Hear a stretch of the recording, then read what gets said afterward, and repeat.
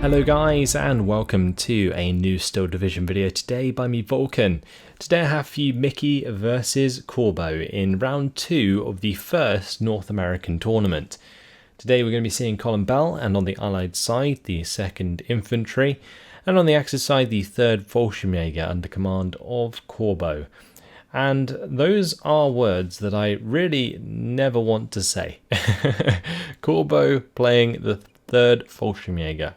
It's something that I would expect people going into a tournament to know. So for those of you in the future who are going to be joining tournaments, make sure that Corbeau does not get the 3rd Fallschirmjager. It is his specialist division. And I'm sorry, Corbeau, if everybody now bans it against you. But they should, because you're absolutely filthy with the division. Either way, it's going to be interesting to watch his strategy once again. He certainly gave us a good display in the first round, that's for sure. Coming back from what was a +2 deficit and significantly beating the other player before the end of the game. He managed to bring back a +2 in the opponent's favour to a +2 in his favour in no time at all. It was incredible. Either way, we can't discount Mickeey.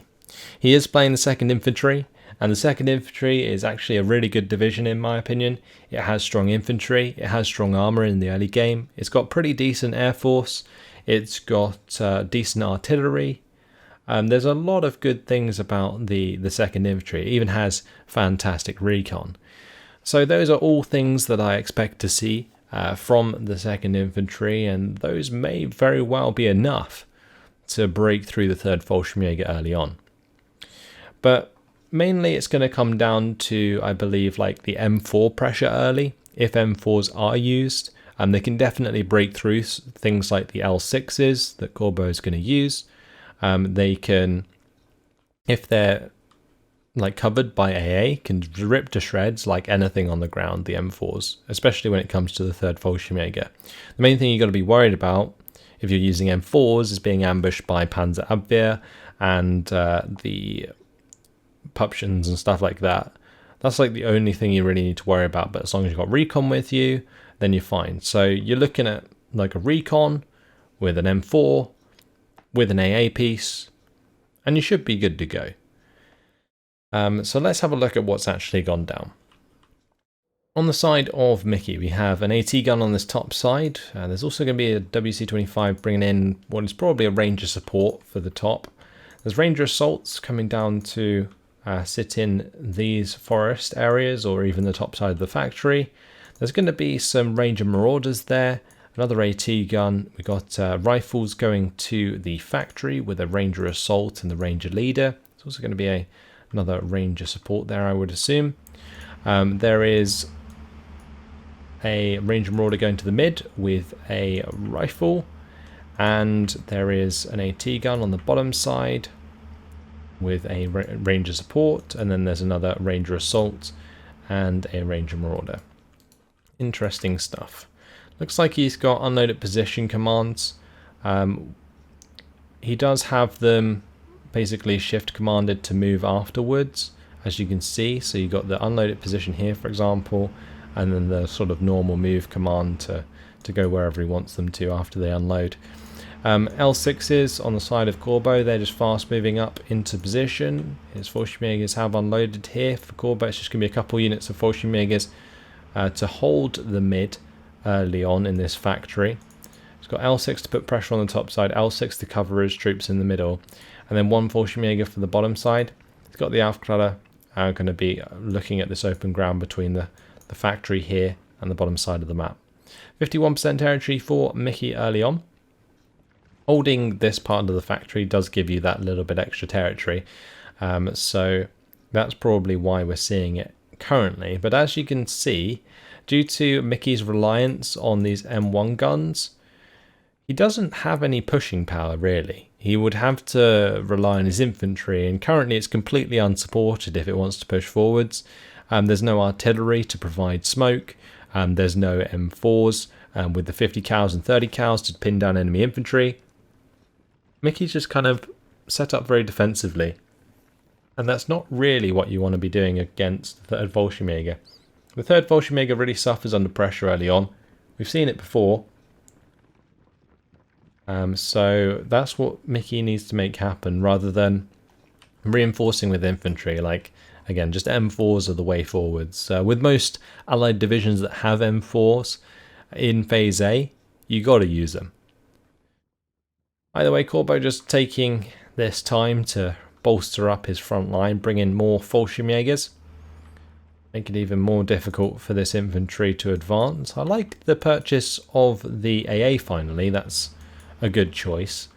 Bringing in 2 Bofors behind this factory in the mid would be a really good way to just cover the skies, because no doubt Corbeau has invested in some form of air force, probably just his ME-109s early. Going to be looking for strafing targets once he finds them. That will rely on recon though, most likely, but for the bottom side it's going to be an L6. Interesting how both teams are, or both sides are setting up. Very infantry focused. See, there is the L6s for Corbeau, but those will be hard countered by the M1 guns at 1000 meter range. I like how Mickeey's held these ones back actually, and they can both cover each other quite well. Why they're not shooting at this Opal Blitz though, I do wonder. One of them's revealed itself by firing. We are going to now see a mortar come into the mid. That might be able to provide some smoke to push the close range engagements against these Fallschirmjagers. That would be very nice. Fallschirmjagers unloading in the open up here though has revealed the Ranger supports, and they're now coming under fire from the Panzer L6, and that can certainly put down a lot of damage and has forced those Ranger supports back for now.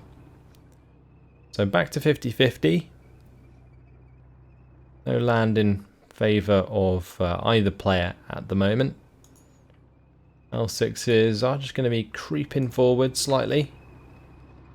Corbeau's really just waiting for a little bit of pressure to come his way so that he can bounce back with his aircraft. Currently, both sides being very passive. Ranger assaults do get a nice little hit there onto the Fallschirmjagers. Putting more pressure onto those would be nice, but he's got to be careful. He doesn't have smoke to cover his Ranger assaults. They don't come with smoke grenades, so it's one thing that you've got to avoid. Rifles and Ranger supports here are going to be opening up into the Fallschirmjagers, but the Fallschirmjagers at that range, it's so ideal for them. They're going to pin down these squads very quickly, and with a 2-star L6 helping out as well, these are actually going to take quite a lot of damage. These rifles getting pinned down in these trees is fine. We just have a straight up factory engagement now, and the 60mm mortar has been discovered by Corbeau. He knows it's there.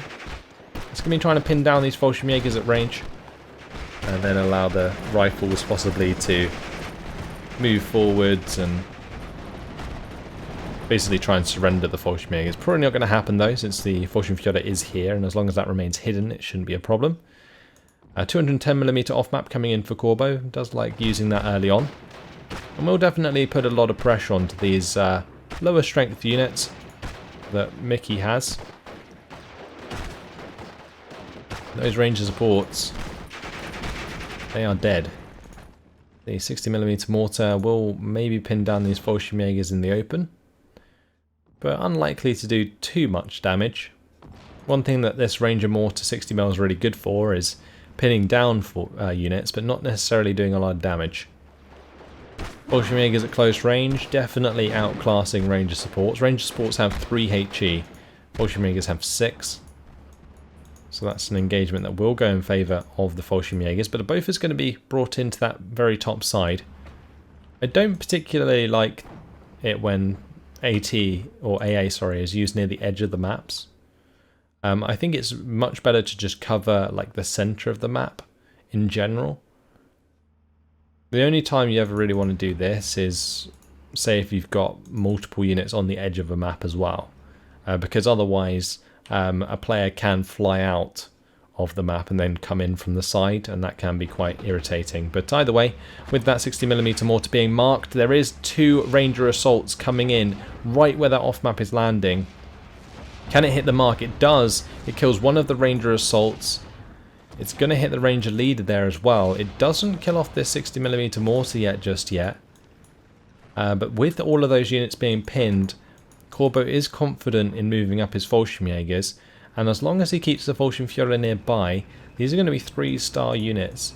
So they can still do a lot of damage, and they will overwhelm these rifle squads, for example. And as soon as that rifle squad gets pinned, there is a potential for the Ranger leader to follow, and that does leave Mickeey in a pretty awful position. Now, in general, the Fallschirmjägers, they aren't particularly good at close range. But as you can see, due to these units being pinned, they are just all going to fall to the surrender. The Fallschirmjägers got in the same building as the command, and therefore the rifles and the Ranger assault swiftly followed. L6 is going to be pinning down the rifles there. These Fallschirmjägers can now move up to their ideal range engagement just on the other side of these factory buildings. That's going to give a +1 to Corbeau, as he pretty much takes control of this factory. So pretty good job there, done by the 210mm off map. Looks like that might be trying to go for this, Bofors. Corbeau's dealt with this before. He's had a double Bofors start against him previously, which really did deny his air force. Not going to let it happen again. Brings in the 210mm off map. Going to hope that that hits the mark. One thing that I would like to see though is like a barrage used rather than the sort of, I don't know what it's called, fire and effect or whatever. Either way, that does mean that the strike comes in quicker, and that means that he can bring in a second strike soon after. But it's not going to matter, since the Ranger mortar here did actually manage to kill off the Schwimmwagen. But the Bofors does go down, so not a huge loss for Corbeau. He did still manage to neutralise that AA, which is great. He's also got on top of the Ranger mortar now with the Fallschirmjägers anyway. He's taken out that unit on the top side. Really nice job here by Corbeau, breaking through in the centre. HS-129 is coming in. Is going to take shots at the M4. The M4, it showed side armour to the HS-129, probably not intentionally, but either way, lovely kill there for Corbeau. Gets rid of that early on. Very smart move indeed. The two ME-109s are going to be coming in to save the HS-129. HS-129 shrugs off the P-38, and the ME-109s do the job. The ME-109 is now going to be coming in to strafe the M1 gun, reveals the location of a new Bofors that Corbeau is going to have to deal with. But with that M1 gun being pinned down, the L6 can now be very aggressive. L6 comes in, kills off a unit on the top side, I think, before it unloaded, which is not good. And the command going down on the top side of the factory as well. That has just, out of nowhere, swung things completely in favour of Corbeau. Getting the kill onto the M4 just took away all of the pressure that Mickeey had in the mid, allowed these Fallschirmjägers to go to work on the rest of the units, as well as just enable the L6s to continue moving forwards. And basically what Corbeau is doing here right now is he's taking out the AT gun. He's going to try and fast move in towards his Bofors and take that out as well. Fortunately for Mickeey, he did bring in two AT guns for the top side, so he is going to have that covered. But losing the factory in the mid and now having these Fallschirmjägers take even more ground, it's going to be extremely difficult to push back from here, because without extra AA support, the Air Force is going to keep coming in and strafing him. The HS-129s will clean up more of the M4s, and Corbeau's just done a really good job. Losing the L6 to the M1 guns, unfortunate, especially considering this Alpha should have seen that beforehand, but I don't think it did. This M1 gun, that's going to be going for the shot onto the L6. L6, though, getting on target, will do a lot of damage with its 20mm autocannon. Might be able to just break the line of sight there, so Fallschirmjägers do open up with their machine guns, and look how swiftly they dealt with that M1 gun. And with that going down, this L6 can put the pressure onto the Bofors on the top side. This L6 is free to move around as well.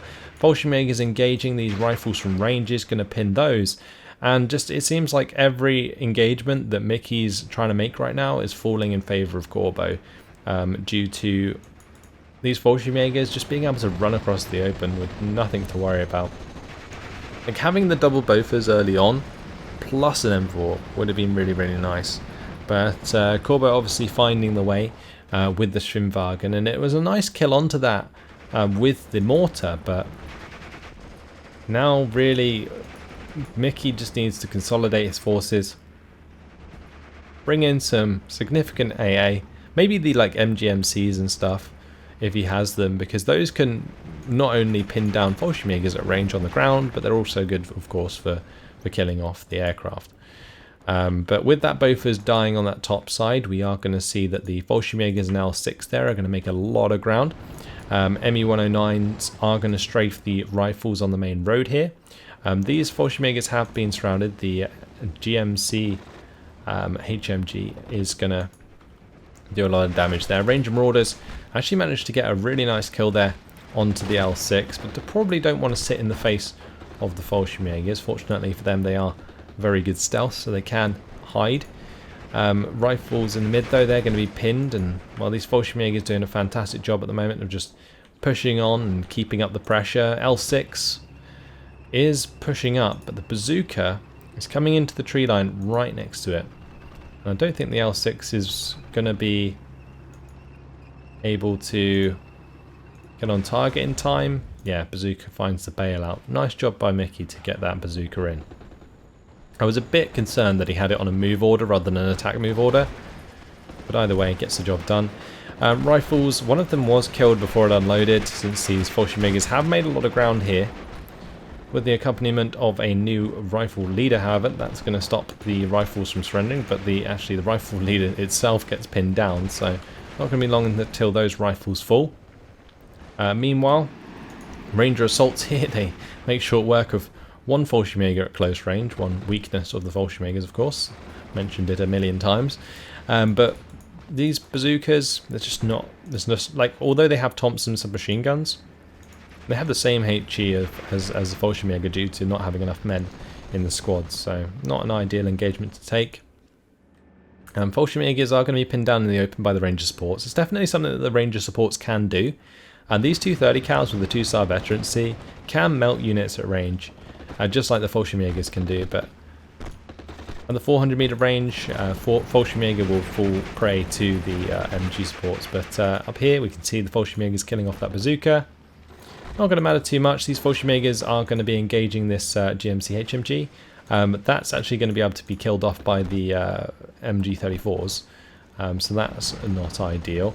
But we can see that a Stug has arrived on this bottom side, and with the SBW AB41 getting involved, that's going to kill off that AT gun very quickly indeed. Here comes a CGMC. I would have liked to have seen one of these sooner, accompanied by like an M4. That's probably what would have been my priority going into this engagement, because then you can stop yourself from getting hit by another HS129, or at least like make the HS129 inaccurate, and then still have the M4s to like engage units that Corbeau might bring in on the ground. But reinforcing with a Stug 3 is really smart, because it does give him enough threat to kill an M4 if one should come in. So Corbeau kind of already one step ahead. These SBW AB41s, they're just like L6s, except from 100 times more obnoxious, because they are really, really fast. And that's something that Corbeau makes great use of. So now he's lost all of his L6s.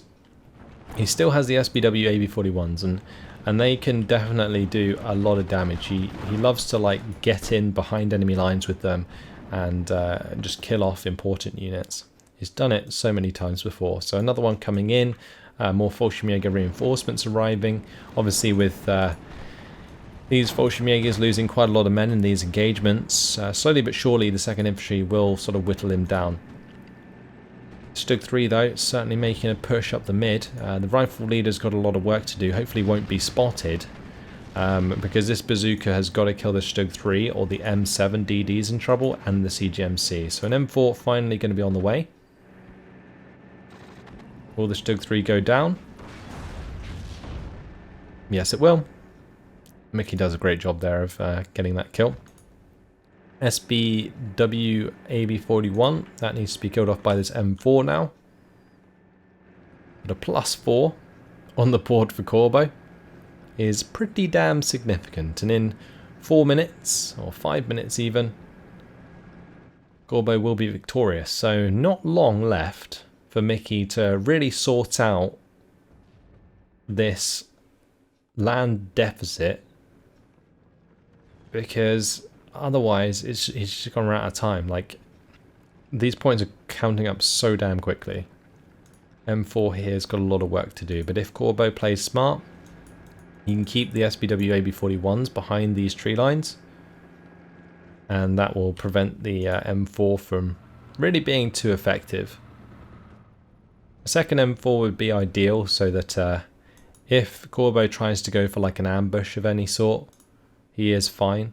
But yeah, we can see the CGMCs coming in with the M4. I like it. Good combination.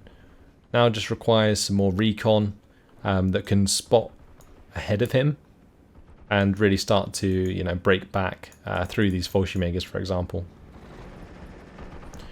On this top side, 50 cal is going to be taking on that Fallschirmjager. This SPW AB41 though might be able to get in line of sight and take that out. I just don't see a decisive move being made here from Mickeey at the moment. That's my main issue. Just get these rifles to run forwards. You've got them covered by an M4DD now. There's also the 81mm mortar, and honestly Mickeey has no time to waste. He really needs to get on with it if he wants to have a chance of coming back in this game. But we can see the HS129. It is coming into play. Will it be able to find a kill onto an M4? So it's coming out wide. You can see that Corbeau is going to be microing that, going now for a kill onto the CGMC. That CGMC is going to be pinned by the double ME109. HS129 does not find the hit. It's a very ambitious move there from Corbeau, because there is a second CGMC that does allow that HS129 to be forced back. But yeah, good attempt. Tries to use the ME109s to keep that pinned so that it couldn't stop the HS129 from making that run. But Mickeey has basically the right unit composition. He's just got to get a move on. Like I mentioned, the M7DD is actually a really good unit for just obliterating enemy infantry at range. You can see the SPW there was made short work of. And if we do get to phase C, then an M10, the 3-star M10, would be a really, really nice choice. HS129B1 is going to be coming in. That is going to be looking for the kill onto the M4. The M4 really needs to reverse away from the HS129, otherwise it will take side shots and potentially die. In this case, it does go down. Yeah, just sort of giving a reverse order away from the direction the plane's coming in is a really good way to, like, stop those HS129s from being so effective, because if they hit in the front armor compared to the side armor, then they do a lot less damage. So for example, in this case, if a DD is getting hit in the side armor, it's only 4 armor, whereas in the front it's 10. It's quite a massive difference when it comes to a HS129 that inherently doesn't have enough to kill an M4 at maximum range, which is why you can do the trick with a HS129 to avoid wasting shots at max range. Anyway, we do see that a plane did go down there. I think that was one of the ME109s got shot down by the GMCs. So good job by the AA, but it's still a +4 in favour of Corbeau. So it's not ideal, and an M4A1 kind of blindly pushing forwards here is really bad. I mentioned recon and it being important, and this is exactly why. Goodbye M4. M4DD is going to kill that. Now Mickeey's probably going to fast move forward, thinking that was the last one there, but there's another one. This one actually is out in the open though, by the looks of things. It does on return fire, and it's not being spotted because there's no recon, but I'm pretty sure the M4 should see that as it gets closer. Needs to be like here, maybe? I don't know. Maybe it is hidden. Normally they would be like sort of transparent and flashing like that, so I'm not entirely sure. It's a bit odd. Anyway, Fallschirmjager is opening up onto these rifles at the perfect range. Oh, the damage. Oh, it's just disgusting. Opening up with the FG42, G43 and the MG34. Oh, here comes 2 lightnings assisted by the CGM-Cs is going to take down the HS-129, but there is 27 seconds left on the clock, and now Mickeey has the perfect combination to counter the third Fallschirmjager, but just getting caught out. Stug 3 is going to be forcing back the M4. He is going to be able to take out this ME-109, but at the end of the day, it's not really going to matter, because there's 5 seconds left until Corbeau wins by conquest victory, and pretty incredible how that's happened. Mickeey took a little while to pull the trigger. Early on lost a lot of units though, so maybe that would be why. There was just a moment in that game where Corbeau just like went off. It was incredible, just breaking through that factory, decided to bring in the off map basically, and then just went from there. And it was just full throttle. It really, really was. Incredible stuff. Just, honestly, it baffles me, like how good Corbeau is with this division. Just regardless of the fact that the 2nd Infantry eventually had the troops to like push back, there just wasn't enough time left. The job was already done. Getting to what, 2,500 points in 22 minutes is just incredible. 1,605 kills to 1,190 losses in the end for Corbeau. In terms of losses, these are Corbeau's kills onto Corbeau's kills onto the 2nd Infantry. Just look at that Fallschirmjager. I believe that's the one that ended up surrendering a lot of units. It probably got credited the kill because the 210mm off map had already died. So yeah, it got credited for quite a lot of surrenders.